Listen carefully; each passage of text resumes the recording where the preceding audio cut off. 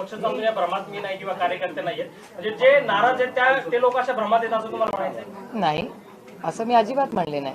Don't twist my words. Factual, तुम्ही reporter आहात, factual reporter. बघा तुमच्या क्रेडिबिलिटीचा नाही, तुम्ही असं व्यक्तपंची जी भूमिका आहे ना ती आता जवळपास जाहीर झाली आहे. काल ते तुम्हाला भेटलेत, अर्थात अंतर्गत काय बैठक झाली असेल ती माहिती नाहीये, पण त्यांची एकच मागणी होती की अजित पवारांसोबत नको. 2023 ला पुरोगामी विचारांच्या शरद पवार साहेबांना सोडून अजित पवार महायुतीत बसले.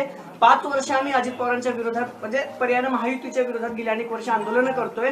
जर अजित पवारांसोबत युती झाली तर सत्तेत बसावं लागेल, अर्थात पुणे महानगरपालिकेच्या भाजपसोबत जाऊन. प्रशांत जगतापांची रिझल्ट माझ्याकडे कॉर्पोरेशनचा आलेला नाही अजून, त्याच्यामुळे कोण कुणावर बसेल हे मला माहिती नाही.